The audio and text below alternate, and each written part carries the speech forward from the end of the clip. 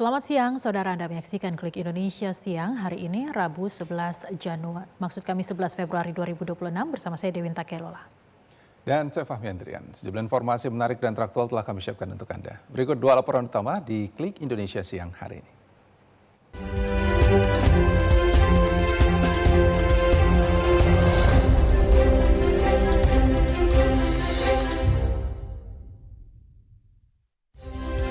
Otoritas Jasa Keuangan OJK membuka pendaftaran seleksi calon pengganti antar waktu anggota Dewan Komisioner OJK.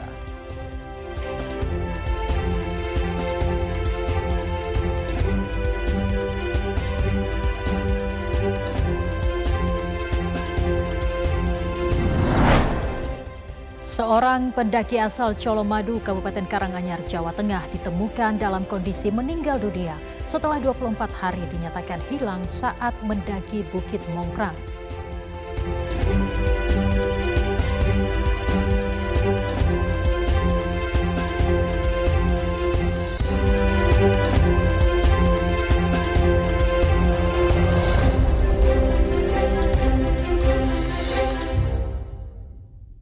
Saudara Presiden Prabowo Subianto menerima audiensi 5 pengusaha nasional di Padepokan Garuda Yaksa Hambalang Bogor pada Selasa malam. Pertemuan berlangsung hangat dan penuh semangat gotong royong sebagai bagian dari penguatan sinergi antara pemerintah dan dunia usaha. Presiden Prabowo Subianto menerima audiensi 5 pengusaha nasional di kediaman pribadinya, Hambalang Bogor, Jawa Barat pada Selasa malam.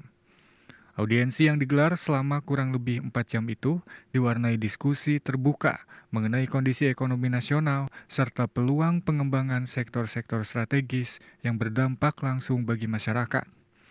Audiensi ini diselenggarakan atas permintaan para pengusaha untuk berdiskusi langsung dengan kepala negara. 5 pengusaha nasional yang hadir yakni Prayogo Pangestu dari Barito Pacific Group, Antoni Salim dari Salim Group, Franky Wijaya dari Sinar Mas Group, Boy Thohir dari Adaro Energi, dan Sugianto Kusuma dari Agung Sedayu Group.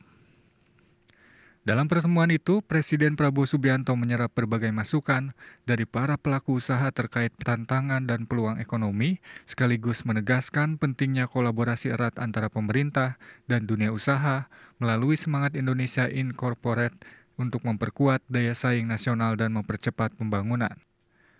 Kepala negara juga mengajak para pengusaha untuk terus berkolaborasi dalam membuka dan memperluas lapangan pekerjaan, memperkuat sektor real, serta mendorong pertumbuhan UMKM sebagai tulang punggung perekonomian nasional. Merespon hal tersebut, para pengusaha menyatakan komitmen bersama untuk mendukung penuh arah kebijakan pemerintahan Prabowo, mulai dari pengentasan kemiskinan, peningkatan kualitas gizi dan pendidikan anak-anak, hingga pembangunan industri yang berpihak pada kepentingan bangsa.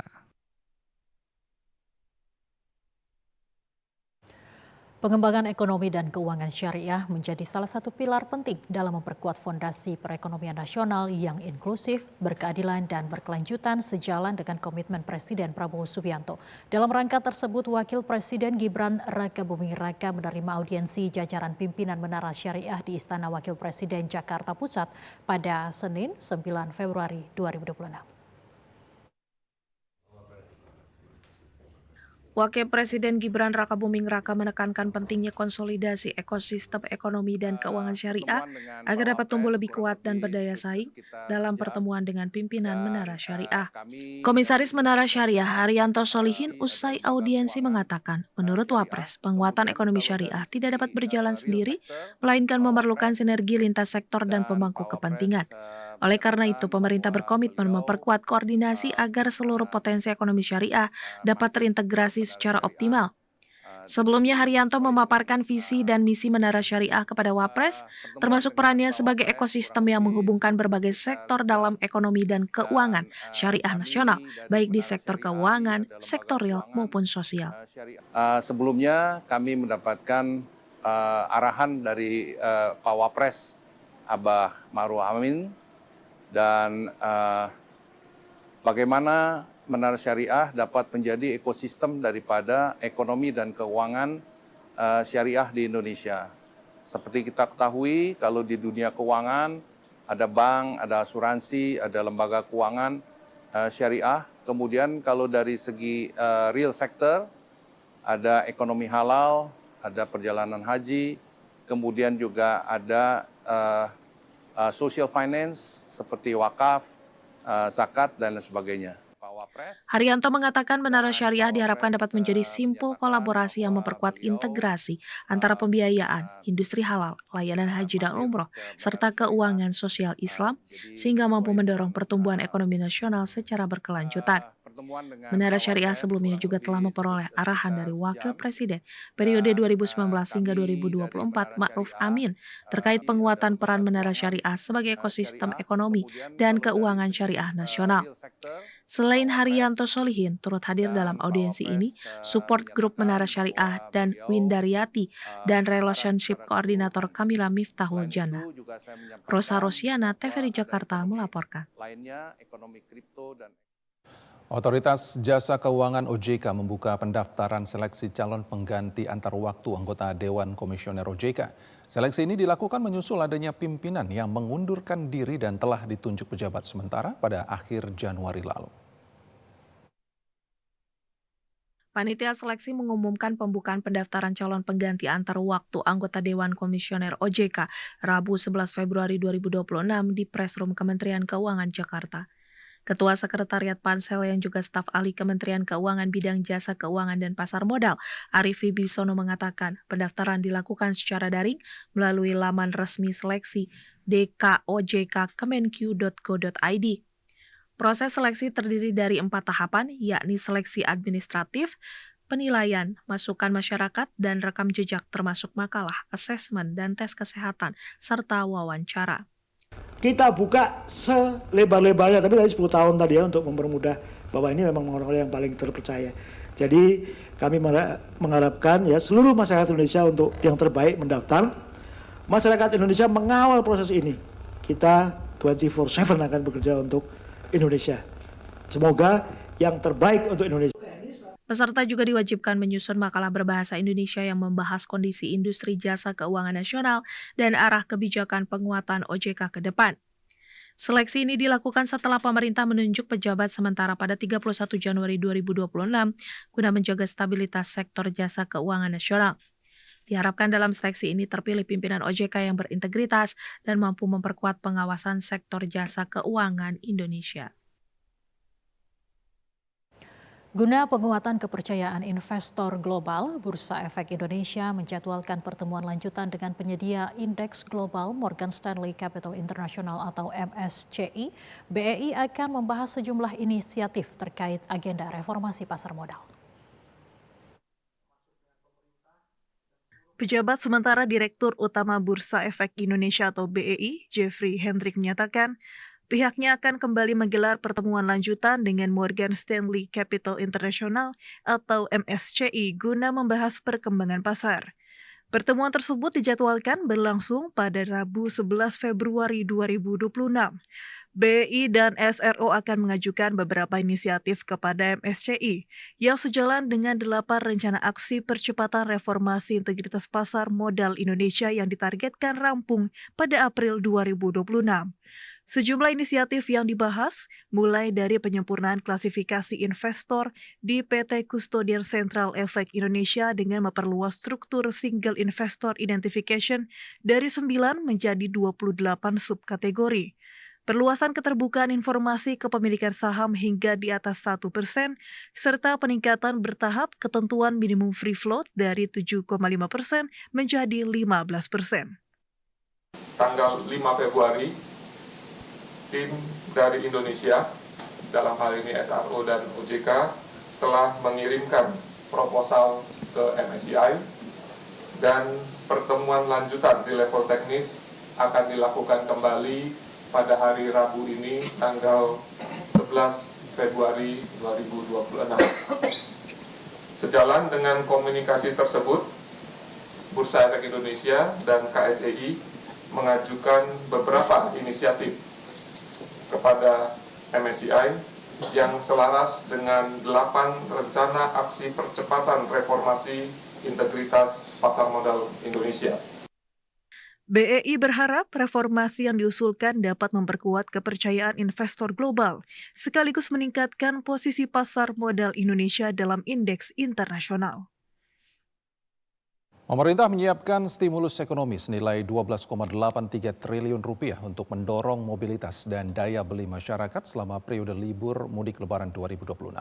Stimulus dianggarkan untuk diskon transportasi senilai 911 miliar rupiah dan bantuan pangan 11,92 triliun rupiah.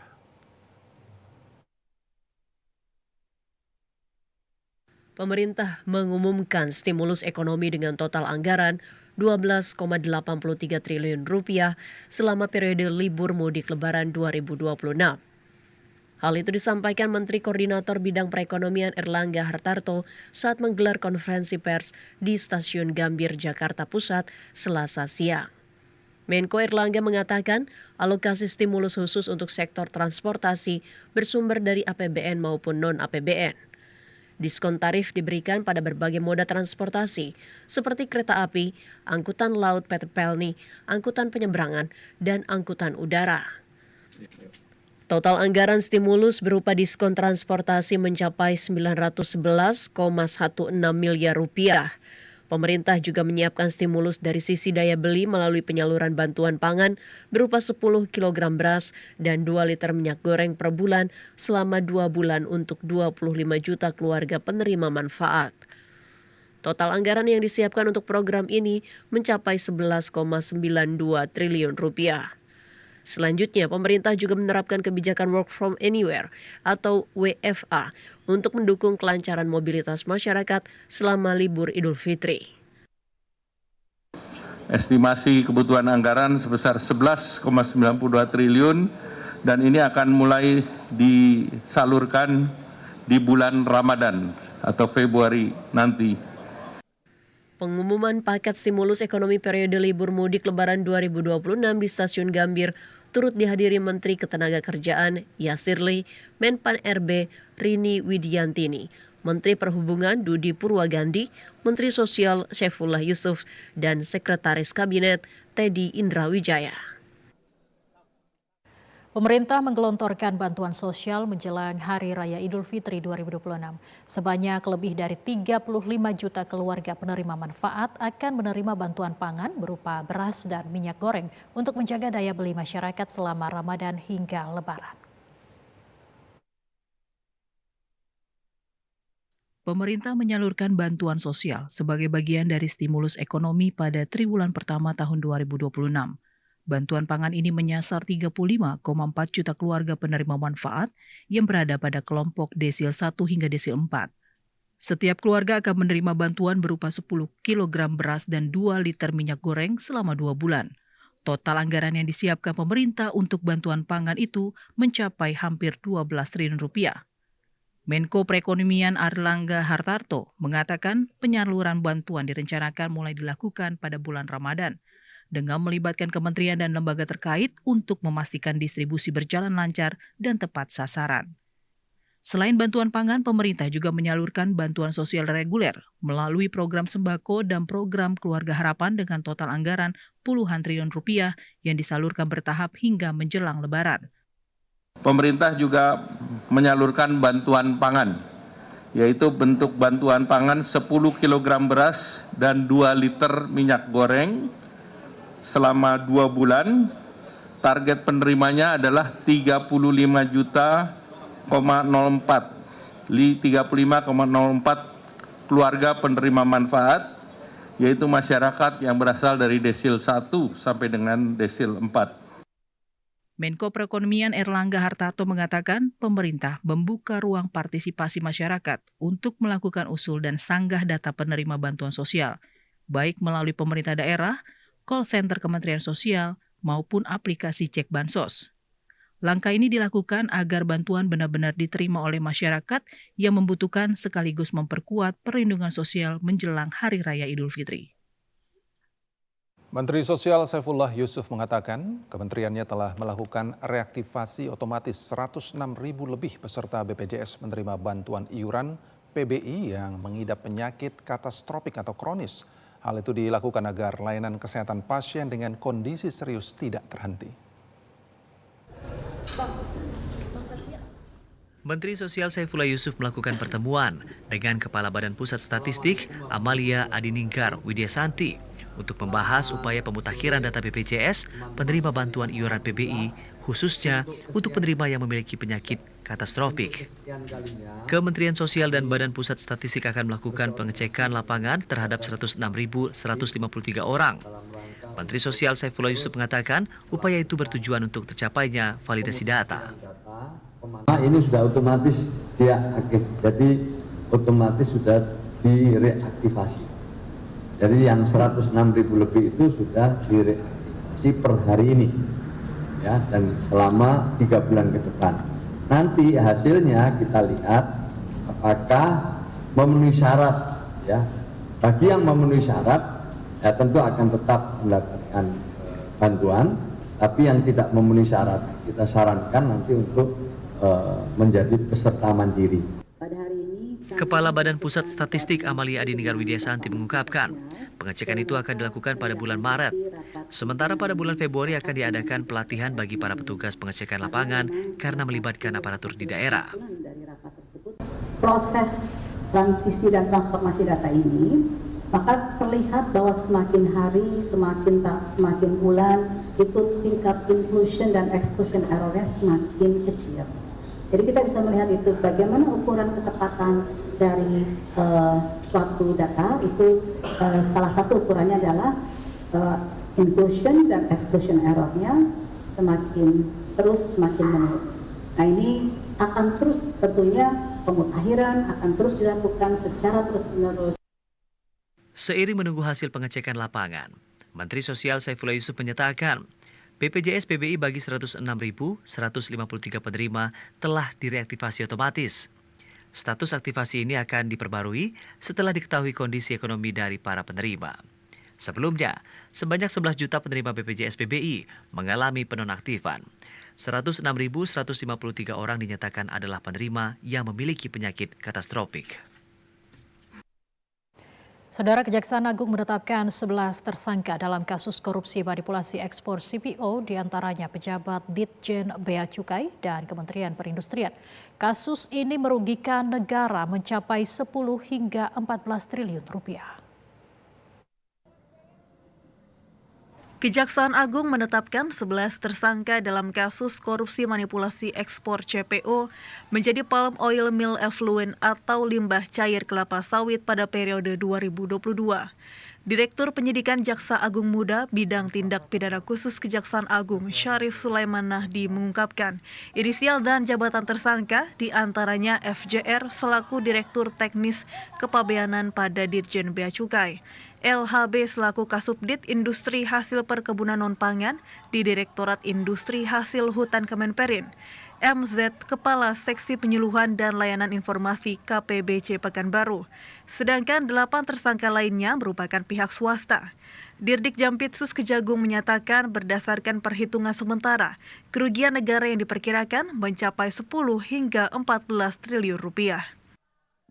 Penyidik menemukan adanya penyimpangan berupa rekayasa klasifikasi komoditas ekspor CPO, ya, yang secara substansi merupakan CPO berkadar asam tinggi yang sengaja diklaim sebagai POME atau PAO dengan menggunakan HS code yang berbeda, di mana HS code ini diperuntukkan bagi residu atau limbah padat dari CPO.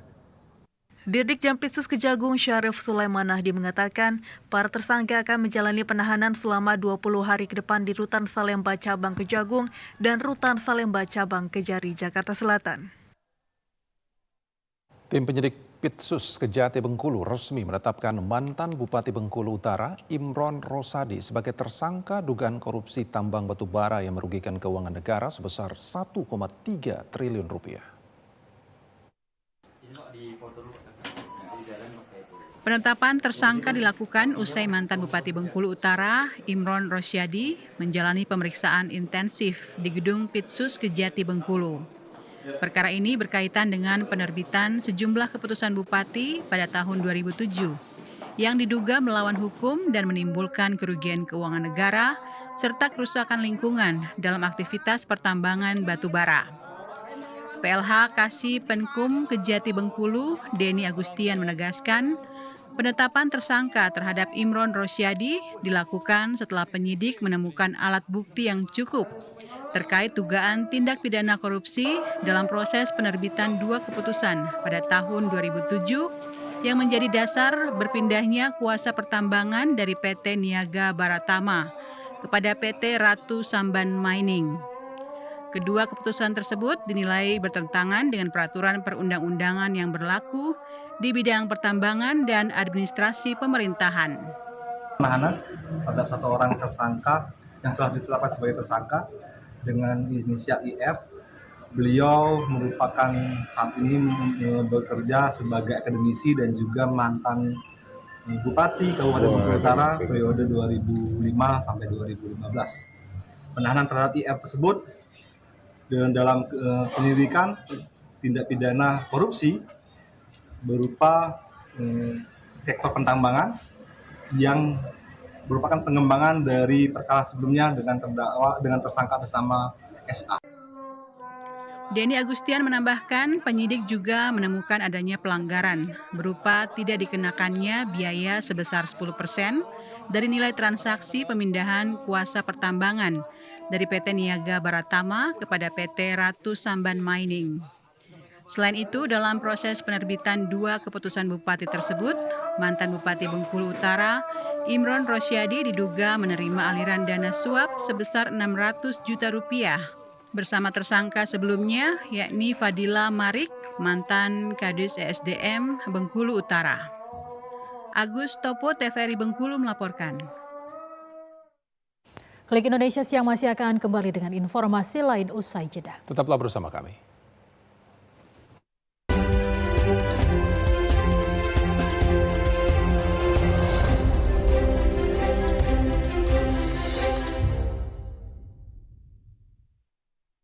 Begin your day with clarity on Starting Point. Join us Monday to Friday from 8 to 9 a.m. Only on TVRI World. Subak itu tidak boleh tidak menanam. Teman petani di sekitar saya itu yang tertarik. Saya juga dapat menghasilkan dari menjual bibit. Artinya pemberian pakan maksimal.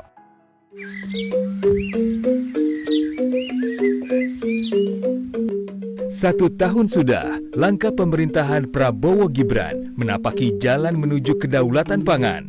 Dari tanah yang subur, dari tangan petani untuk seluruh rakyat Indonesia. Kami selalu menjaga air dan areal persawahan sehingga kami bisa menjaga hasil panen yang baik. Kerja bersama inilah yang membuat ketahanan pangan nasional ini tercapai.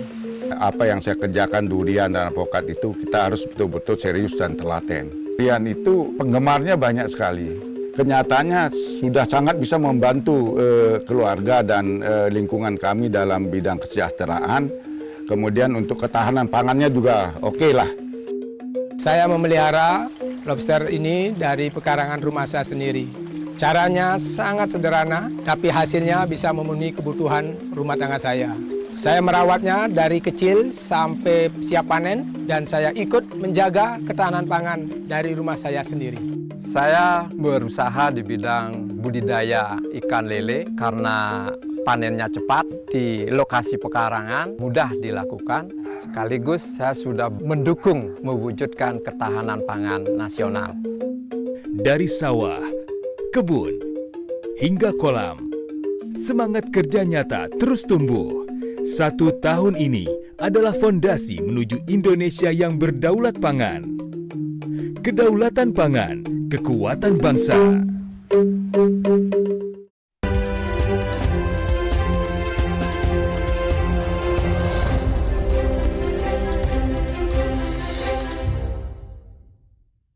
Terima kasih saudara, Anda masih terus bersama kami di Klik Indonesia Siang. Kita ikuti informasi selanjutnya, saudara. Banjir kembali melumpuhkan Kabupaten Kendal, Jawa Tengah.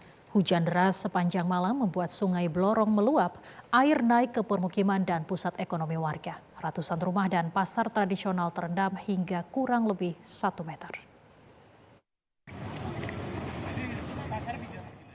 Sejak Rabu dini hari, luapan Sungai Blorong membawa air dari wilayah hulu dan menenggelamkan jalan raya serta pemukiman warga. Kondisi ini memutus akses, menghentikan aktivitas perdagangan, dan memperparah kerugian ekonomi warga. Genangan air menguasai jalur Srogo Brangsong menuju Pasar Sidorejo. Tinggian air hampir 1 meter membuat banyak kendaraan kecil mogok dan harus didorong. Kendaraan besar dipaksa melaju perlahan untuk menghindari mesin mati. Banjir juga melumpuhkan Pasar Sidorejo. Pedagang terpaksa memindahkan lapak ke tepi jalan karena akses ke dalam pasar tertutup air. Aktivitas jual beli menurun drastis di tengah genangan. Data BPBD Kendal mencatat banjir merendam 5 kecamatan yaitu Boja, Kaliwungu Selatan, Ngampel, Brangsong, dan Kota Kendal. Ratusan rumah dan fasilitas umum ikut terendam. Untuk situasi kondisi air datang itu kurang lebih itu jam 3 pagi. Jam 3 pagi. Jam 3 pagi. Berarti ini aktivitas pasar juga lumpuh, Mas ya? Untuk aktivitas pasar tidak bisa untuk arah menuju ke pasar tidak bisa dilewati, jadi lumpuh. Lumpuh ya. Terus pedagang juga jualannya di luar terpaksa, Mas ya? Untuk jualan mungkin cari area yang lebih tinggi, mungkin di jalan raya itu, pinggir-pinggiran. Hingga saat ini tidak ada laporan korban jiwa maupun pengungsian. Petugas terus memantau ketinggian air sambil mengantisipasi hujan susulan. Banjir yang terus berulang kembali menjadi peringatan serius bagi wilayah rawan luapan sungai di Kendal. Visi Utama, TVRI Jawa Tengah. Saudara, fenomena lubang raksasa yang muncul di desa Pondok Balik, Kecamatan Ketol, Kabupaten Aceh Tengah, Aceh semakin mengkhawatirkan. Diameter lubang tersebut dilaporkan terus meluas akibat kondisi tanah yang lapil dan terus mengalami ambruk atau longsor ke bagian dalam. Dan untuk mengetahui informasi selengkapnya akan disampaikan bersama reporter TVRI Khairil Bashar langsung dari Aceh Tengah. Selamat siang Khairil, silakan dengan informasi selengkapnya. Baik, selamat siang Fahmi dan juga saudara melaporkan langsung. Di belakang sini merupakan sinkhole atau lubang raksasa yang berada di desa Pondok Balik, Kecamatan Ketol, Kabupaten Aceh Tengah. Di mana ini merupakan tempat saya melaporkan jalan yang dulunya dilintasi oleh masyarakat yang kini ambruk hancur total sehingga tidak bisa dilalui oleh masyarakat sehingga dialihkan ke jalan elak yang nantinya berhubungan langsung ke menuju ke Kecamatan Ketol lainnya. Dapat kami sampaikan juga saudara memang saat ini petugas di depan di sekitar lubang raksasa atau sinkhole ini sudah memasang zona merah, artinya zona yang harus dijauhi oleh masyarakat, tentunya jaraknya sekitar 50 meter untuk mengurangi risiko terjadinya tanah yang jatuh secara tiba-tiba. Sekitar jam 11.54 waktu Indonesia Barat ketika kami tiba di lokasi, saudara dapat kami sampaikan dentuman keras selama 2 kali juga terjadi yang artinya memang kondisi tanah yang masih labil menyebabkan masyarakat diwaspadai untuk menjauhi area sinkhole atau lubang raksasa ini. Karena kondisi yang dapat kami laporkan, Fahmi dan juga saudara, luasan dari sinkhole ini sudah mencapai 30 meter persegi atau 3 hektar lebih.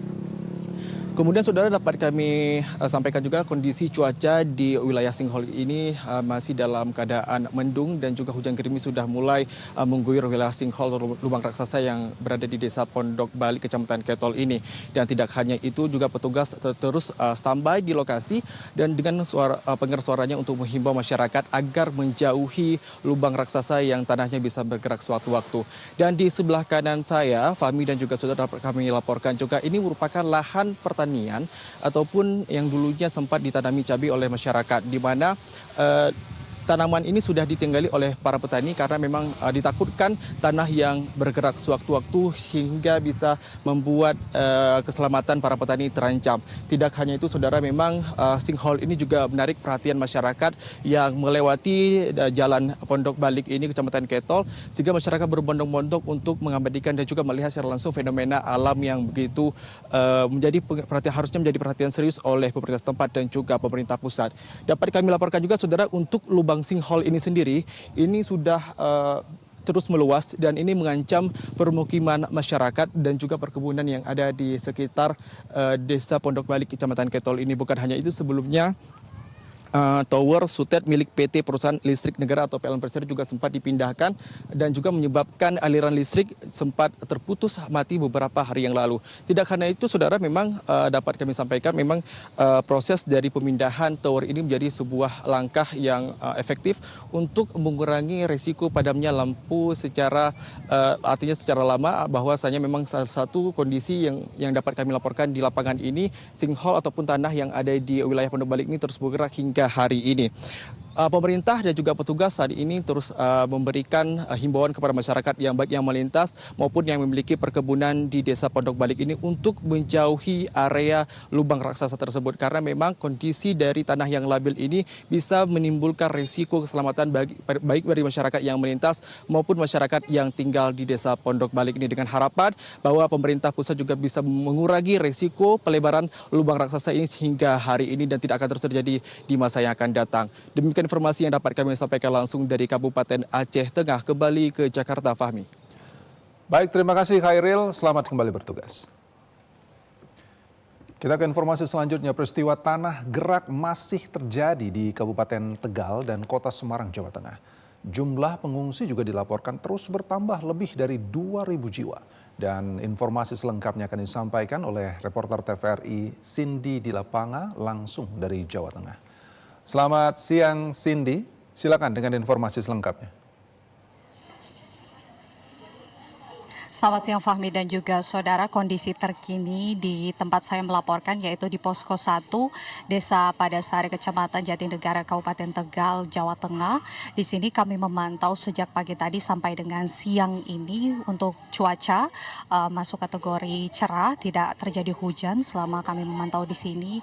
Sementara sekitar 5 menit yang lalu Fahmi dan juga saudara ada kunjungan dari Dinas DP3A dan juga Dinas PU Provinsi Jawa Tengah untuk kemudian meninjau bagaimana kondisi dari para pengungsi yang ada di Posko 1 Desa Padasari tempat saya melaporkan saat ini. Untuk data terakhir yang kami dapatkan di sini di Posko 1 pengungsian ada sekitar lebih dari 200 jiwa yang mengungsi, terdiri dari 50 kakak, terdiri dari orang dewasa, anak-anak hingga balita.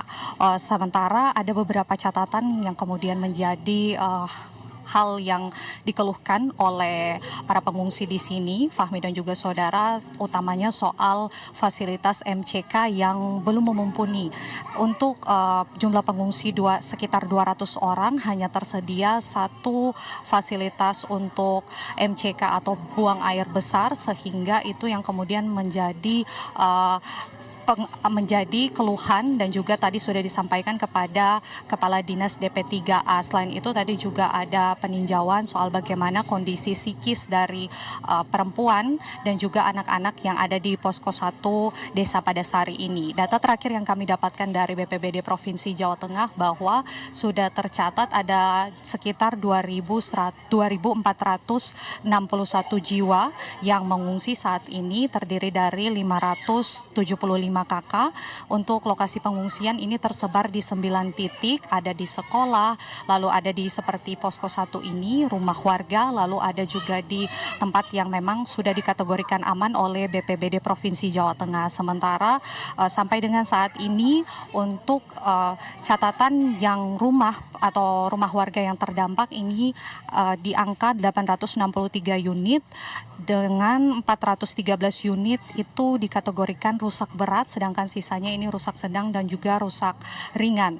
Untuk fasilitas umum di sini ada 36 fasilitas umum yang terdampak, ada dari fasilitas pendidikan, infrastruktur, untuk fasilitas kesehatan. Sedangkan dari tempat saya melaporkan saat ini dengan lokasi terparah di Desa Padasari ini jaraknya sekitar 1,5 sampai 2 km. Untuk aksesnya ini memang tertutup karena untuk jalanannya ini sudah terbelah akibat bencana tanah gerak tersebut, sehingga memang tidak bisa mengarah ke epicentrum dari tanah gerak ini. Namun meski tanah gerak ini sudah menyebabkan ribuan orang mengungsi, tapi kami mendapatkan informasi, Fahmi dan juga saudara, bahwa masih ada puluhan warga Desa Padasari yang sampai saat ini belum mengungsi, yang masih tetap tinggal di rumahnya di epicentrum terjadinya tanah gerak tersebut karena memang untuk rumahnya ini tidak roboh secara keseluruhan sehingga mereka masih bertahan untuk tinggal di rumahnya. Ini yang kemudian perlu menjadi perhatian oleh pemerintah Provinsi Jawa Tengah untuk bagaimana menyosialisasikan juga mengedukasi warga yang masih tinggal di rumahnya, karena kalau dari BPBD Provinsi Jawa Tengah ini mengatakan bahwa untuk potensi tanah gerak di Desa Padasari Kabupaten Tegal ini masih berpotensi tinggi karena dari topografinya yang curam, lalu dari struktur tanahnya yang berbentuk lempung atau clay, ini menyebabkan untuk tanah gerak ini masih berisiko tinggi, Fahmi dan juga saudara. Untuk dari saat ini BPBD Provinsi Jawa Tengah telah merencanakan ada 3 lokasi untuk menjadi titik relokasi yang kemudian masih perlu kajian lanjutan dari Badan Geologi dan juga Dinas ESDM Provinsi Jawa Tengah. Demikian yang bisa kami laporkan. Fahmi kembali ke studio. Baik, terima kasih Cindy. Selamat kembali bertugas. Saudara, seorang pendaki asal Colomadu, Kabupaten Karanganyar, Jawa Tengah ditemukan dalam kondisi meninggal dunia pada Selasa pagi setelah 24 hari dinyatakan hilang saat mendaki Bukit Mongkrang. Jenazah Yazid Ahmad Firdaus, pendaki asal Karanganyar, Jawa Tengah, ditemukan tim Wanadri di aliran sungai sekitar 1,7 km dari pos 3, titik terakhir korban diketahui. Saat ditemukan, jasad berada dalam posisi miring dan tertutup material yang terbawa arus. Tim SAR gabungan terdiri dari Basarnas, BPBD, TNI Polri, dan relawan langsung melakukan evakuasi. Karena medan curam dan kabut tebal, jalur evakuasi dialihkan melalui Desa Beruk, Kecamatan Jatiyoso. Sekitar pukul 18 waktu Indonesia Barat, jenazah berhasil dievakuasi dan dibawa ke RSUD Karanganyar sebelum diserahkan kepada pihak keluarga. Ya, untuk saat ini kami terima informasi dari teman-teman yang di lapangan dan untuk proses evakuasi akan dibawa ke wilayah Beruk. Wilayah Beruk posisinya ada di bawahnya Mongkrang untuk mengikuti jalur sungai yang jalur agak sedikit landai yang kemungkinan yang dipilih untuk kami evakuasi ke bawah. Saya dari awal udah menganalisa dan memang mengarahkan ke situ, ke titik yang saya tuju itu. Saya coba merekayasa ulang kan dari atas. Kalau kronologisnya kan memang saya udah baca dari awal tuh, saya kumpulin data dari awal apa-apa dan termasuk si subjek ini mau ngapain gitu. Ya alhamdulillah tepat gitu. Jadi sebelum saya berangkat pun saya plotting di peta. Korban ditemukan di aliran sungai sekitar 1,7 km dari pos 3. Sebelumnya korban dilaporkan hilang pada 18 Januari 2026 setelah terpisah dari 3 rekannya saat turun dari puncak Bukit Mongkrang. Parianto, TVRI Jawa Tengah. Untuk meningkatkan kesiapsiagaan menghadapi potensi gempa besar dan tsunami, BNPB bersama BPBD Pacitan, Jawa Timur melakukan uji coba sistem peringatan dini tsunami atau Early Warning System. Uji coba ini dilakukan untuk memastikan alat berfungsi optimal dan mampu memberikan peringatan cepat kepada masyarakat saat terjadi bencana. Berlokasi di Kembang, Pacitan, BNPB bersama anggota Komisi 8 DPR RI, BPBD Pacitan melakukan uji coba sirine peringatan dini tsunami atau Early Warning System. Uji coba ini dilakukan untuk mengetahui dan memastikan alat tersebut berfungsi normal dan maksimal jika sewaktu-waktu terjadi gempa besar yang berpotensi tsunami. Di Kabupaten Pacitan total terdapat 8 alat Early Warning System yang terpasang di sepanjang 71 km garis pantai Kabupaten Pacitan. Alat-alat tersebut terpasang di lokasi yang rawan terjadi tsunami dan langsung berhadapan dengan bibir pantai.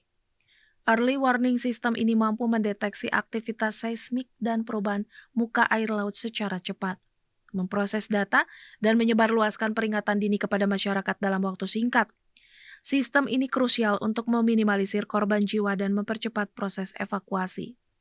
Di Pacitan, keberadaan alat ini mutlak diperlukan lantaran aktivitas gempa tertolong tinggi dalam beberapa tahun terakhir. Karena wilayah Pacitan berada jalur seismik aktif selatan Jawa dan dekat dengan sejumlah sumber gempa, Pacitan lokasinya juga berhadapan langsung dengan zona megatrust Jawa, yaitu area tumbukan lempeng tektonik yang aktif. Kita bicara alat-alat yang ada. Secara fungsi, alhamdulillah berarti normal semua. Kita bisa menyaksikan bahwa alat ini bisa dinyalakan langsung dari kantor dan tidak manual. Sebenarnya ada dua opsi sebenarnya. Satu, untuk ketika kondisi normal baik di Pusdalop maupun di lapangan, kita bisa mengoperasionalkan dari Pusdalop. Seandainya dari Pusdalop itu nanti buntu, itu PRB yang ada di desa setempat itu sudah kita latih sedemikian rupa, sehingga selang beberapa menit ketika tidak ada aktivitas, tidak ada aktivasi dari kantor, otomatis di sini ada untuk alat menyalakan manual. Dengan keberadaan alat ini yang terpasang di berbagai lokasi, warga, terutama yang bermukim di bibir pantai atau area kawasan pantai agar meningkatkan kewaspadaan dan melakukan mitigasi secara mandiri dan selalu memperhatikan peringatan dini dari early warning system ini. Dari Pacitan, Heru Wicaksono melaporkan. Saudara, pemerintah Provinsi Pemprov Jambi telah mencabut status siaga bencana hidrometeorologi di Jambi. Informasi selengkapnya akan disampaikan bersama reporter TVRI Cynthia Permana langsung dari Jambi. Selamat siang Cynthia, silakan dengan informasi selengkapnya. Selamat siang Fahmi dan juga saudara, memang benar bahwa pemerintah Provinsi Jambi telah resmi mencabut status siaga bencana hidrometeorologi di Provinsi Jambi, yang mana memang sudah ditetapkan pada akhir Desember 2025 lalu. Terkhusus memang sebelumnya ada 6 kabupaten kota di Provinsi Jambi yang rawan terjadi banjir dan juga longsor, yakni Sarolangun, Benung, Kabupaten Merangin, Kabupaten Tepung, dan juga Kabupaten Kerinci serta Kota Jambi. Dan pada akhir Januari 2026 ini, pemerintah Provinsi Jambi secara resmi mengumumkan pemerintah Provinsi Jambi telah menurunkan dari status siaga bencana hidrometeorologi menjadi kesiapsiagaan bencana hidrometeorologi. Ada beberapa hal yang menyebabkan atau yang menjadi dasar penurunan status yang diambil oleh pemerintah Provinsi Jambi. Kepala Pelaksana BPBD Provinsi Jambi, Deliansyah, menyatakan hal ini dikarenakan kondisi cuaca di Provinsi Jambi yang juga telah disampaikan perakiraannya oleh BMKG Provinsi Jambi, di mana saat ini kondisi Provinsi Jambi berada pada intensitas sedang, yakni dengan intensitas 100 hingga 300 mm per hari. Kondisi ini menandakan kondisi normal sehingga status siaga darurat bencana hidrometeorologi pun dicabut. Berikut adalah pernyataan dari Kepala Pelaksana BPBD Provinsi Jambi, Wahyudi Deliansyah.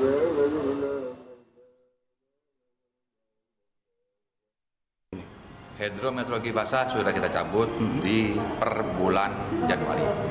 Di Januari sampai di bulan April, menurut informasi yang kami terima dari BMKG, situasi masih hujan kategori sedang dari 100 sampai 300. Di bulan April nanti ada pancaroba, dikeluarkan lagi nanti peringatan dini dari BMKG, baru nanti kami mengambil tindakan statusnya apakah kita menaikkan kesiapsiagaan menjadi siaga darurat kepada bencana. Dan saudara, berdasarkan perakiraan dari BMKG Provinsi Jambi yang menyatakan bahwa dari akhir Januari hingga April nanti dalam intensitas sedang, dan di bulan April Wahyudi Deliansyah juga menyampaikan bahwa pihaknya akan terus berkoordinasi dengan BMKG Provinsi Jambi apakah nantinya status dari Provinsi Jambi juga dapat berubah menjadi status siaga bencana karhutlah. Demikian dapat kami laporkan, kembali ke studio. Baik, terima kasih Cynthia, selamat kembali bertugas. Dan saudara, informasi terkait program Astacita Presiden Prabowo Subianto kami sampaikan dalam segmen berikut ini.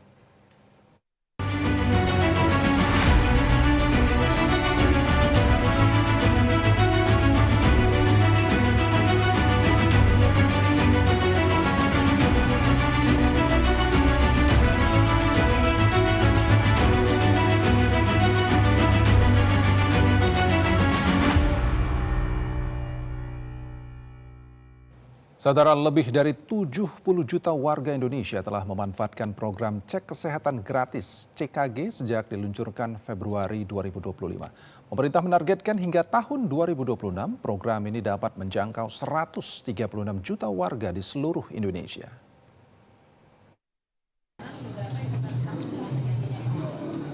Menteri Koordinator Bidang Pembangunan Manusia dan Kebudayaan, Pratikno, meninjau pelayanan cek kesehatan gratis atau CKG di Puskesmas Cilandak, Jakarta Selatan. Program CKG menjadi bentuk komitmen pemerintah di bawah kepemimpinan Presiden Prabowo Subianto dalam meningkatkan kualitas sumber daya manusia Indonesia. Pratikno menekankan kesehatan merupakan fondasi utama dalam membangun masyarakat yang berkualitas dengan pendekatan pencegahan melalui deteksi dini penyakit. Di sela kunjungannya, Pratikno juga menilai alur pelayanan CKG kini makin sederhana dan efisien sehingga memudahkan masyarakat dalam mengakses layanan kesehatan gratis. Alhamdulillah sudah lebih dari 70 juta rakyat Indonesia yang sudah menikmati layanan kesehatan gratis ini. Jadi cek kesehatan sekarang untuk kesehatan kita di masa depan. Jadi ini adalah bagian dari komitmen pemerintah Presiden Prabowo bahwa masyarakat kita harus semakin berkualitas dan titik fondasi awal dari berkualitas itu adalah sehat. Jadi mencegah itu lebih penting daripada mengobati. Jadi bagian dari upaya untuk mendeteksi sakit diketahui seawal mungkin. Pemerintah mengimbau masyarakat yang belum memanfaatkan program cek kesehatan gratis untuk segera melakukan pemeriksaan kesehatan. Program CKG kini tidak hanya tersedia di puskesmas, namun juga diperluas ke berbagai lokasi seperti sekolah, kantor, dan tempat kerja sebagai upaya meningkatkan kualitas kesehatan masyarakat secara nasional. Dari Jakarta Selatan, Gunawan Sumaryono melaporkan. Saudara Menteri Pekerjaan Umum Dodi Hanggodo meninjau progres pembangunan infrastruktur kawasan sentra produksi pangan di Wanam, Merauke, Papua Selatan. Kegiatan ini dilakukan untuk mendukung arahan Presiden Prabowo Subianto agar 10.000 hektar lahan dapat mulai dipanen pada tahun ini. Menteri PU Dodi Hanggodo menegaskan seluruh jajaran Kementerian PU bersama Agrinas dan pemerintah Kabupaten Merauke bergerak intensif menyiapkan infrastruktur dasar. Fokus utama meliputi pengendalian banjir, pembangunan jaringan irigasi primer, serta konektivitas jalan untuk memastikan pekerjaan cetak sawah berjalan lancar. Menteri Dodi menjelaskan saat ini progres pembukaan akses jalan dan pengendalian kawasan rawa terus berjalan. Menurutnya beberapa kendala sosial telah diatasi melalui dialog dengan masyarakat setempat sehingga pekerjaan bisa berjalan lancar tanpa hambatan.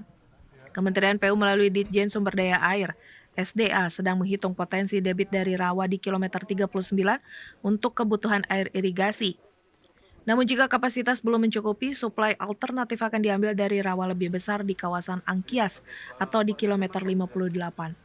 Menteri Dodi menyatakan pendekatan ini dilakukan agar irigasi siap saat cetak sawah dimulai dan keseimbangan lingkungan tetap terjaga. Sementara di sisi konektivitas, pembangunan jalan KSPP Wanam Muting menjadi tulang punggung distribusi logistik dan mobilisasi alat. Kementerian PU optimis target Presiden Prabowo Subianto untuk memulai panen 10.000 hektar di Papua Selatan tahun ini bisa tercapai. Dengan percepatan pembangunan infrastruktur jalan dan irigasi diharapkan sekaligus memperkuat posisi Papua sebagai lumbung pangan nasional. Sebelumnya Presiden Prabowo Subianto menargetkan swasembada seluruh komoditas pangan dalam 3 tahun ke depan. Target tersebut disampaikan menyusul keberhasilan Indonesia mewujudkan swasembada beras pada akhir 2025.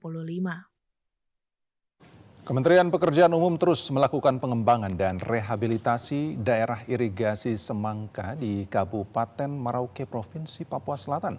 Peningkatan jaringan irigasi ini untuk mendukung program swasembada pangan yang menjadi bagian program Asta Cita Presiden Prabowo Subianto. Menteri PU Dodi Hanggodo mengatakan penguatan jaringan irigasi di Semangga, Merauke menjadi prioritas untuk memastikan air dapat mengalir merata ke seluruh lahan pertanian. Daerah irigasi Semangga merupakan salah satu kawasan strategis pertanian di Merauke yang dikembangkan sebagai sistem irigasi rawa pasang surut untuk meningkatkan produktivitas lahan padi. Berdasarkan data teknis, di Semangga memiliki luas fungsional sekitar 5.100 hektar. Di kawasan tersebut telah terbangun berbagai sarana dan prasarana pendukung irigasi. Antara lain 13 unit pintu air primer, 13 unit pintu air sekunder, saluran primer sepanjang 76,9 km, serta saluran sekunder sepanjang 227,17 km. Distribusi air di kawasan Semangga telah menjangkau sekitar 65% area layanan. Menteri PU Dodi menginstruksikan Balai Wilayah Sungai BWS Papua Merauke untuk mengoptimalkan sisa 35% agar segera menyiapkan desain teknis penyempurnaan jaringan, termasuk pembenahan pintu-pintu air agar tata kelola air menjadi lebih presisi, khususnya pada musim tanam dan panen.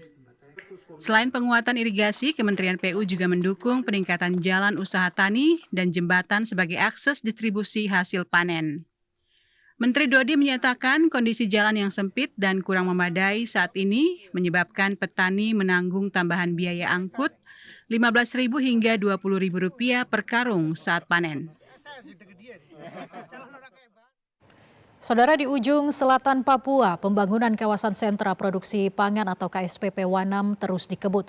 Proyek strategis nasional ini diproyeksikan menjadi cadangan pangan nasional melalui program cetak sawah baru skala besar. Namun, di tengah tantangan rawa dan cuaca ekstrim, infrastruktur jalan menjadi kunci utama.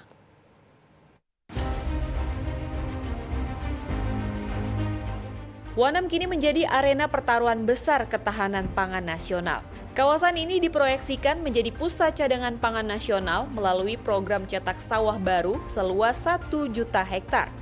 Proyek strategis nasional ini tidak hanya membuka lahan pertanian, namun membangun ekosistem baru dari irigasi, industri biodiesel, hingga penguatan pertahanan negara. Namun semua itu tidak akan berjalan tanpa satu hal penting, yaitu konektivitas. Membangun jalan di Wanam bukan pekerjaan biasa. Kondisi alam yang didominasi rawa dengan curah hujan tinggi serta pasang surut air laut yang ekstrim sering membuat alat berat tidak berdaya. Dalam proses pembukaan lahan tidak jarang belasan eksavator tenggelam di lumpur rawa. Oleh karena itu pembangunan jalan sepanjang 135 km yang menghubungkan Wanam dengan pusat kota Merauke menjadi perjuangan total. Hingga akhir Januari 2026, sepanjang 58 km jalan telah berhasil dipadatkan dan sudah dapat dilalui kendaraan. Saya di sini harian survei, Pak, untuk pas bangun jati ini. Ulus, pria asli Merauke, menjadi saksi perubahan Wanam. Dulu Wanam adalah wilayah yang terisolasi total melalui darat. Semua kebutuhan logistik hanya mengandalkan jalur air yang lambat dan tergantung pasang surut air sungai. Ya, bedanya kalau waktu sebelumnya di sini setengah mati, Pak. Karena daerahnya begini lumpur apa. Nah, sekarang udah mending lah.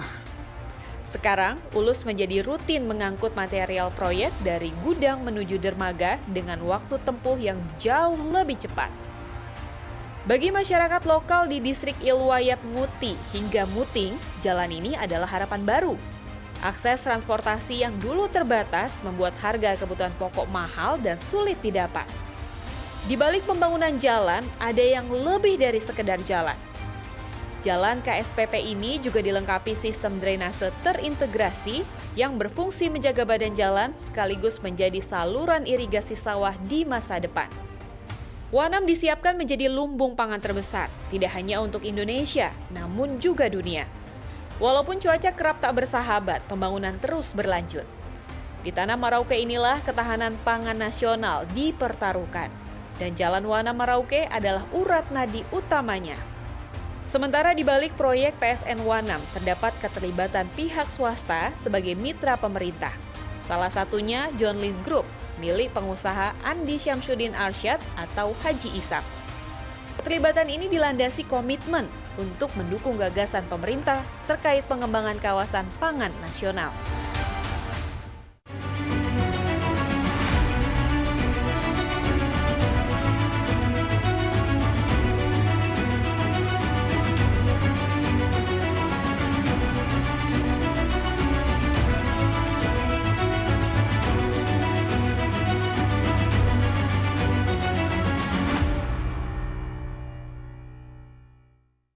Dan saudara, selanjutnya kami mengajak Anda untuk mengikuti pernyataan pers terkait dengan percepatan rehabilitasi dan rekonstruksi pasca bencana wilayah Sumatera berikut ini.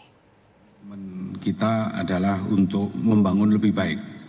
Jadi bukan hanya membangun kembali, tetapi membangun lebih baik, lebih kuat, lebih kokoh, mencegah bencana ke depan dan juga mampu untuk menghadapi bencana seandainya itu tetap terjadi. Untuk gambaran rinci saya persilahkan kepada Pak Mendagri, nanti diikuti dengan anggota tim pelaksana Satgas yang lainnya. Saya persilahkan kepada Pak Mendagri. Baik, terima kasih. Assalamualaikum warahmatullahi wabarakatuh. Selamat siang, salam sejahtera untuk kita semua. Shalom, Om Swastiastu. Namo Buddhaya, salam kebajikan.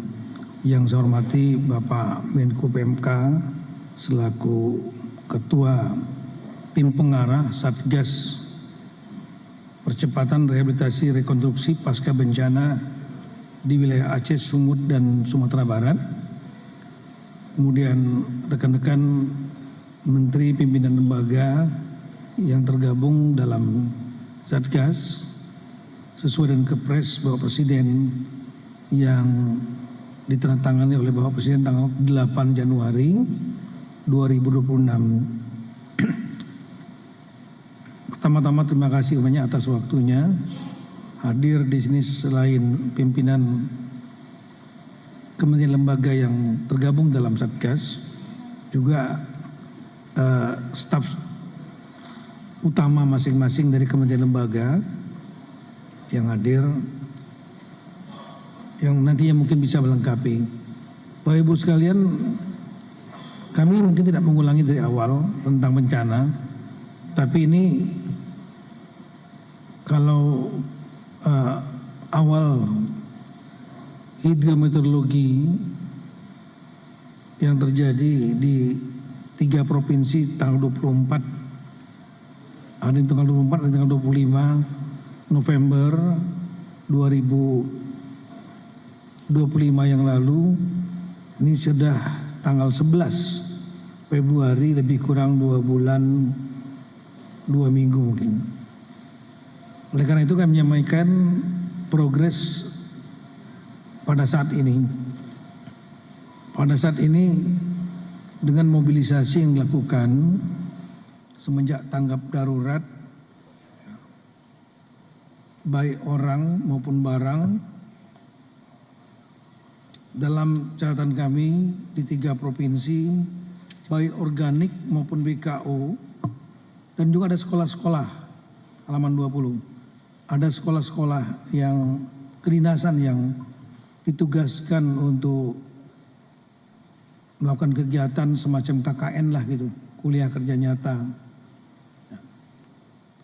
Dari Unhan, Kemenhan, kemudian juga dari IPDN, Kemendagri, kemudian dari Badan Pusat Statistik, Badan Cyber, Sandi Negara, ada dari Kementerian Hukum, MIPAS, dan juga ada Latsitarda, latihan integrasi Taruna di Akademi Angkatan TNI dan Polri yang bergabung. Ada yang di Tamiang, ada yang menyebar tempat lain. Berikut personil organik yang ada, terutama TNI dan Polri, sudah meliputi lebih kurang 90.109 personel di 3 provinsi. Kemudian alat berat halaman 22 yang terdata itu lebih kurang di Aceh ada 1.333. Kemudian Sumatera Utara ada 500 dan Sumatera Barat 417. Ada yang berupa ekskavator, beko, dump truck, dan lain-lain. Semua upaya dilakukan untuk percepatan pemulihan dan ada hal-hal yang sudah dikerjakan. Berikut jumlah fungsinya. Seperti misalnya halaman 32 tercatat ada di Aceh 69.000 lebih, 6.111 fungsi. Sumut ada 5.098 dan Sumbar 160. Jadi dari yang pertama kali pada saat bencana masyarakat panik, lebih kurang 2 juta orang mengungsi, sekarang ada 74.369. sebagian besar sudah kembali ke rumah masing-masing. Juga ada proses pembersihan lumpur, karena kami sudah pernah sampaikan polanya sangat terlihat di daerah 3 provinsi ini. Di daerah Highland atau dataran tinggi seperti di Aceh itu adalah di daerah Gayo ya, Gayo Bener Meriah, kemudian Aceh Tengah. Kalau di Sumatera Utara itu di Tapanuli Utara dan juga di Tapanuli Tengah. Kalau di Sumatera Barat dataran tinggi di Agam misalnya, Tanah Datar, Padang Pariaman, itu umumnya yang terdampak itu adalah longsor, tebing, bukit, gunung yang kemudian menutup atau bahkan menghilangkan ruas jalan berikut jembatan. Di samping itu juga ada aliran air, ada juga yang banjir, yang juga merusak rumah di sekitarnya.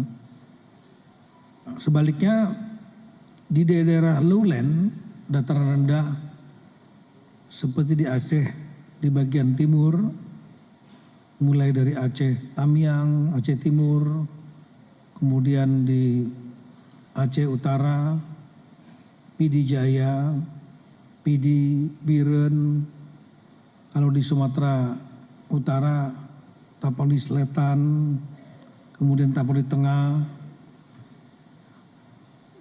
dan di Sumatera Barat termasuk Agam, Padang Pariaman, itu umumnya adalah banjir bandang karena adanya tadi debit air yang sangat banyak. Berikut material-materialnya termasuk lok-lok kayu atau kayu lah, saya nggak mengatakan lok karena juga kayu kecil juga banyak. Itu yang bertumpuk dan kemudian lumpurnya juga selain merusak jembatan, jalan, juga kota, pemukiman, kampung dan lain-lain. Polanya hampir sama seperti itu. Nah, sehingga proses pembersihan lumpur juga menjadi pekerjaan yang penting. Kemudian perbaikan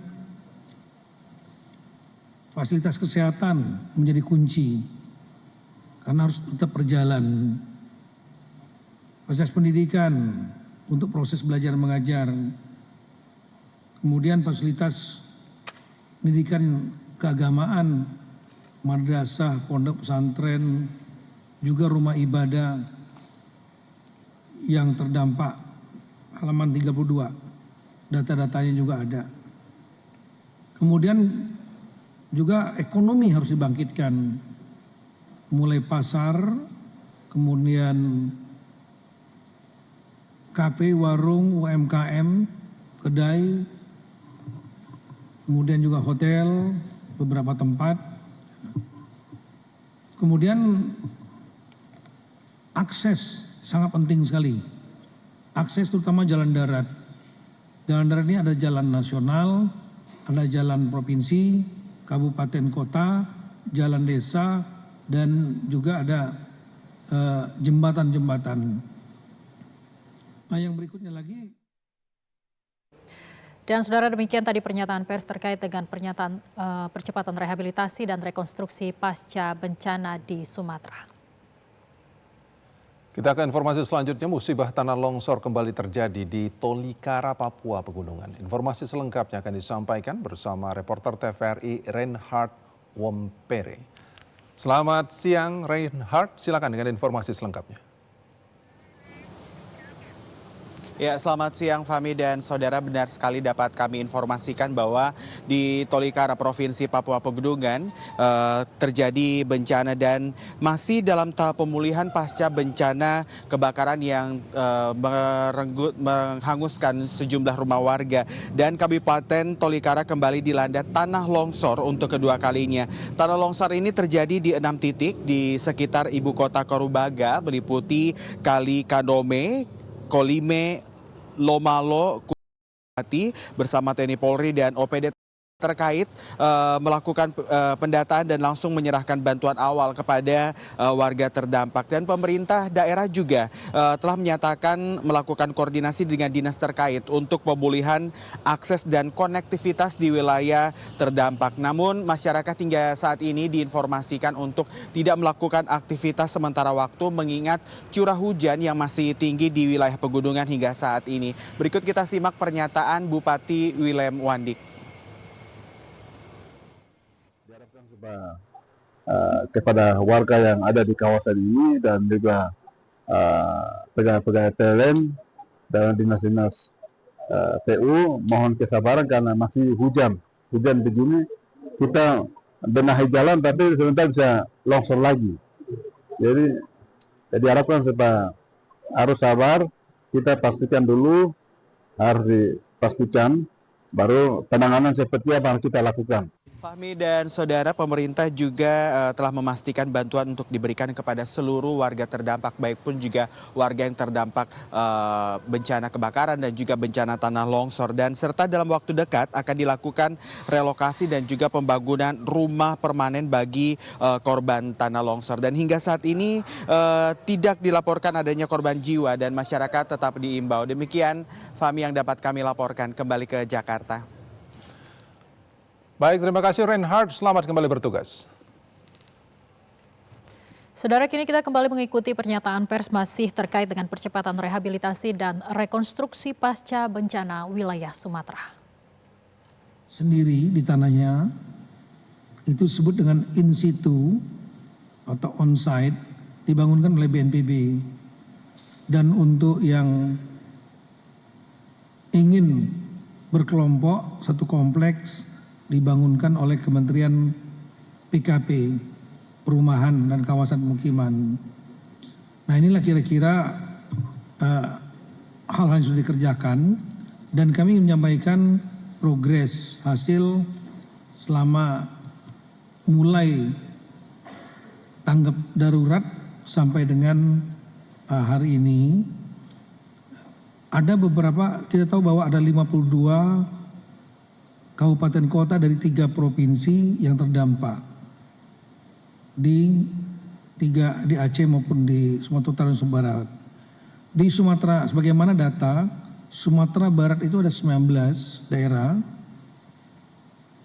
kabupaten kota, yang terdampak ada 16. Kemudian kami melakukan cross-checking kepada semua bupati wali kota yang dihadiri oleh gubernur atau wakil gubernur. Dan juga hasil pengecekan kita di lapangan dilakukan cross-checking termasuk oleh instansi TNI dan Polri. Sumatera Barat 12 alhamdulillah sudah kembali normal. Ada 2 yang mendekati normal, artinya masih ada masalah yang harus kita selesaikan. Detailnya ada. Dan itu khususnya di Kabupaten Tanah Datar dengan Kabupaten Pesisir Selatan. Sedangkan yang perlu mendapatkan atensi khusus karena masih ada banyak masalah di situ, ada 2, yaitu Kabupaten Agam dengan Kabupaten Padang Pariaman. Terutama masalah pengungsian, kemudian masalah sekolah dan lain-lain. Untuk Sumatera Utara, dari 33 kabupaten kota yang ada, 18 terdampak. Dan kemudian yang sudah menyatakan normal dan hasil cross-check kita, itu ada 15. Alhamdulillah. Dan mendekati normal itu ada 1, yaitu Apodai Selatan. Yang perlu mendapat atensi khusus ada 2, yaitu di Kabupaten Tapanuli Tengah dan Tapanuli Utara. Kemudian untuk di Provinsi Aceh, dari 23 kabupaten kota, 18 terdampak, 10 itu sudah kembali normal aktivitasnya. Yang mendekati normal, saya ulangi, yang mendekati normal itu ada 2, yaitu Bener Meriah dan Gayo Luas. Ada beberapa daerah yang memerlukan atensi khusus, yaitu Aceh Tamiang nomor 1, Aceh Timur, Aceh Utara, kemudian Pidi Jaya, Biren, Aceh Tengah. Ini yang menjadi atensi kita yang paling utama. Meskipun Gayo Luas juga ingin masuk yang atensi, nggak apa-apa, nanti kita akan berikan atensi. Artinya ada yang sudah kembali normal itu dari 52 itu ada 37. Jadi kalau kita prosentasikan ya lebih kurang hampir 70% kabupaten kota dari 52 kabupaten kota itu sudah kembali normal dalam waktu sekitar 2 bulan. Yang mendekati normal lebih kurang ada 4 dan yang memerlukan atensi khusus masih ada 11. Inilah yang akan kita kerja keras di titik-titik tersebut. Nah, kemudian kita juga menawarkan atau mendata Pemda-Pemda untuk penerima bantuan rumah ringan, sedang dan lain-lain. Ada 6 daerah yang tidak mengusulkan karena memang alasannya saat itu hanya banjir yang tidak terlalu dalam dan kemudian sudah bisa mereka selesaikan sendiri. Saya memberikan apresiasi yang sangat tinggi kepada para bupati wali kotanya. Di Sumatera Barat ada 4, yaitu Kepulauan Mentawai, kemudian Solok Selatan. Kotanya ada 2, Kota Bukit Tinggi dan Kota Sawalunto. Terima kasih atas kemampuan untuk mandiri dan menyelesaikan.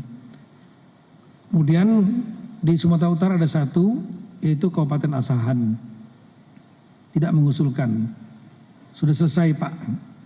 Sudah kita tangani sendiri dan tidak terlalu berat. Dan kemudian di Aceh ada 1 juga yang menyatakan sudah selesai, dampaknya tidak terlalu berat dan selesaikan sendiri oleh bupatinya, yaitu Aceh Besar. Kami sampaikan apresiasi. Nah, itulah kira-kira rekan-rekan kalau kita melihat dari peta di sini, tolong di peta yang hijau kuning. Hijau itu artinya sebagian besar sudah clear. Ya, pemerintahan semuanya sudah bisa berjalan kecuali Aceh Tamiang sudah bersih, tinggal bagian dalamnya mebelernya yang harus diberesin. Pemerintah Kabupaten Aceh Tamiang. Untuk Sumatera Barat kita lihat hampir semuanya sudah hijau, baik itu pemerintahan, fasilitas kesehatan, fasilitas pendidikan, kemudian akses darat baik provinsi, nasional, jalan nasional semuanya udah beres. Meskipun temporer banyak, fungsional, secara fungsional. Ada yang menggunakan jembatan kan, jembatan sementara Beli, jembatan Amco, atau jembatan lain. Kemudian juga untuk pasar ada 1 yang belum, yaitu di Agam. Restoran, kafe, warung sudah bangkit. Kemudian ada beberapa rumah ibadah, terutama di Kota Padang, Pariaman dan Kabupaten Agam. Kabupaten Padang Pariaman dan Kabupaten Agam. Kemudian kalau untuk BBM, SPBU maupun gas LPG ya, umumnya berhasil sudah bagus semua, lancar. Yang perlu dijaga konsistensinya. Demikian juga listrik sebagian besar. Saya ulangi, untuk di Sumatera Barat semuanya sudah 100%. Nah, air minum tinggal di Kota Padang Pariaman yang meminta bantuan. Internet komunikasi juga lancar di Sumatera Barat. Gas LPG lancar.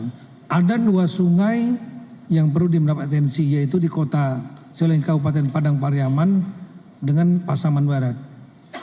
Nah, kemudian untuk yang di Sumatera Utara, slide berikut, Sumatera Utara juga sebagian besar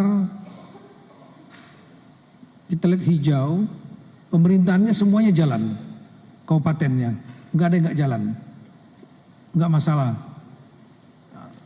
Beberapa puskesmas ada yang masih bermasalah di Tapanuli Utara terutama. Kemudian ada fasilitas pendidikan terutama di Tapanuli Utara, juga Tapanuli Tengah. Harusnya Tapanuli Tengah ada juga itu. Kemudian akses jalan nasional semuanya sudah terhubung.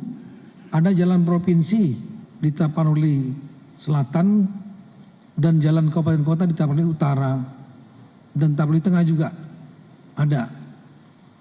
Nah, kemudian rumah ibadah gereja terutama di Tapanuli Tengah yang rusak, dan kemudian untuk Tapanuli Tengah ini memang ada mengalami problema masalah pasokan BBM, juga ada listrik, tapi tidak semua. Beberapa desa yang terpencil juga listrik dan air minum. Kemudian sungainya ada yang perlu betul-betul difokuskan, yaitu di Batang Toru dan Garoga. Nah, kemudian untuk yang di Aceh, Bapak sekalian, di Aceh ini untuk pemerintahan kabupaten yang tadinya Tamiang itu betul-betul Aceh Tamiang betul-betul nggak jalan, sekarang sudah mulai jalan, udah bersih, tinggal beberapa kantor peralatan kantornya harus diadakan. Kemudian ada gangguan memang di beberapa kecamatan dan juga kantor-kantor desa kecil di beberapa daerah yang berwarna kuning, Nagan Raya dan seterusnya. Kemudian untuk fasilitas kesehatan sebagian besar sudah jalan, cuma ada beberapa peralatannya sudah operasional tapi peralatannya yang belum maksimal, yaitu Aceh Timur, kemudian di Aceh Utara. Puskesmas juga ada problema. Dan kemudian untuk fasilitas pendidikan memang kita lihat banyak yang cukup terdampak, baik PAUD, TK, SD, SMP, SMA, juga madrasah dan pondok pesantren di beberapa tempat sebagaimana di layar.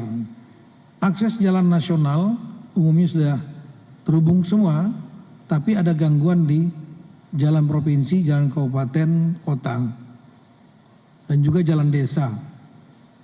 Kemudian ekonomi pasar sebagian besar sudah berjalan lancar, sudah fungsional, ada yang belum maksimal. Seperti di Aceh Timur, Aceh Tengah, Timur, Aceh Tengah dan Aceh Utara, kemudian di Pidijaya. Kemudian juga untuk rumah ibadah ada beberapa kabupaten, ya, mulai Kabupaten Biren, Nagan Raya, Aceh Timur, Aceh Tengah, Aceh Utara, Aceh Tamiang, Pidijaya, itu rumah ibadah yang rusak. Listrik ada beberapa desa, saya catat kalau tidak salah 23 desa, 8 desa ada di yang terpencil karena memang di lereng gunung dan yang longsor di Aceh Tengah 8, dan ada 15 lagi yang di daerah Aceh Taming dan Aceh Utara itu terganggu listriknya, tapi diberikan genset. Kemudian untuk air minum, air bersih ada beberapa kabupaten yang perlu mendapat atensi. Internet ketika listriknya sudah menyala, internet dan saluran komunikasi juga jalan. Pasokan gas LPG lancar, tapi sungai cukup banyak yang harus perlu mendapat perhatian untuk dibersihkan, dikerok, dinormalisasi. baik di Biren, kemudian di Aceh Timur, Aceh Tengah, Aceh Utara, Tamiang, Pidijaya, itu untuk sungai. Ada memang Satgas Jembatan yang dipimpin Pak Kasat, dan juga ada Satgas khusus untuk pembersihan sungai di Tamiang yang dipimpin oleh langsung Wakil Panglima TNI, Bapak Jenderal Tandio. Nah, untuk selanjutnya kami persilahkan satu persatu, kalau diizinkan oleh Bapak Menko.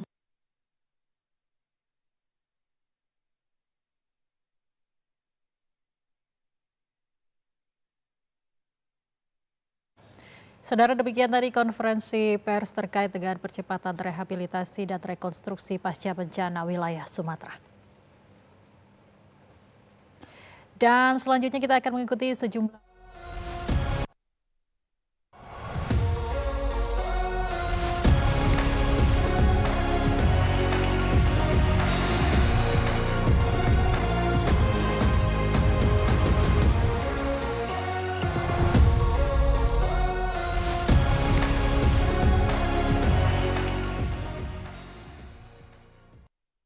Saudara, Bolapedia siang hari ini akan disampaikan bersama Semi Bastian.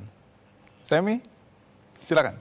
Selamat siang Fahmi dan juga Dewinta. Dan ada informasi terkait dengan Piala Dunia 2026 yang kami rangkum dalam Bolapedia. Pemirsa, FIFA menunjuk 3 negara sekaligus untuk menjadi tuan rumah penyelenggaraan Piala Dunia 2026. Amerika Serikat, Meksiko, dan juga Kanada. Dalam ajang pesta sepak bola terakbar ini terdapat 16 stadion yang akan dijadikan sebagai tempat pertandingan Piala Dunia 2026. Untuk itu, langsung saja ini dia 16 stadion tersebut.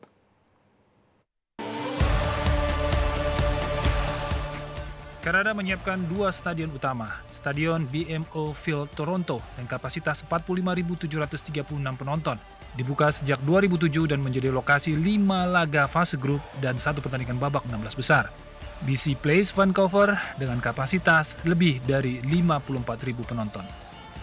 Selanjutnya, tuan rumah Meksiko menyediakan 3 stadion. Stadion Estadio Azteca di Mexico City dibuka pada tahun 1966 menjadi laga pembuka Piala Dunia. 2 stadion lainnya adalah Stadion Estadio Akron di Guadalajara dan Estadio BBVA Monterrey. Dan Amerika Serikat menyediakan 11 stadion yang tersebar dari wilayah pantai timur hingga barat. MetLife Stadium New York akan menjadi lokasi final Piala Dunia dengan kapasitas stadion 82.000 orang lebih. SoFi Stadium Los Angeles dengan kapasitas 69.000 penonton lebih. AT&T Stadium Dallas dibuka tahun 2009 dan akan menggelar 5 laga fase grup. Mercedes-Benz Stadium Atlanta, Georgia akan menjadi lokasi perhelatan babak semifinal. Lumen Field Stadium Seattle dibuka tahun 2002 dengan kapasitas 68.000 penonton lebih. NRG Stadium Houston, Texas memiliki 68.000 kapasitas penonton, dibuka tahun 1987. Gillette Stadium Boston memiliki kapasitas 63.000 penonton lebih. Hard Rock Stadium Miami dibuka tahun 1987 dan menjadi lokasi laga perempat final. Arrowhead Stadium Kansas City, Missouri memiliki kapasitas 67.000 penonton. Levi's Stadium San Francisco Bay Arena akan menjadi lokasi 5 laga fase grup dan 1 pertandingan babak 32 besar. Dan Lincoln Financial Field, Philadelphia, Pennsylvania memiliki kapasitas penonton 60.000 lebih. Iya pemirsa, 16 stadion tadi sebagai informasi terakhir di Bolapedia untuk hari ini. Jangan sampai lupa saksikan terus Bolapedia informasi terkait dengan Piala Dunia 2026. Dan kita kembali ke Fahmi dan juga Dewinta. Baik, terima kasih Semi.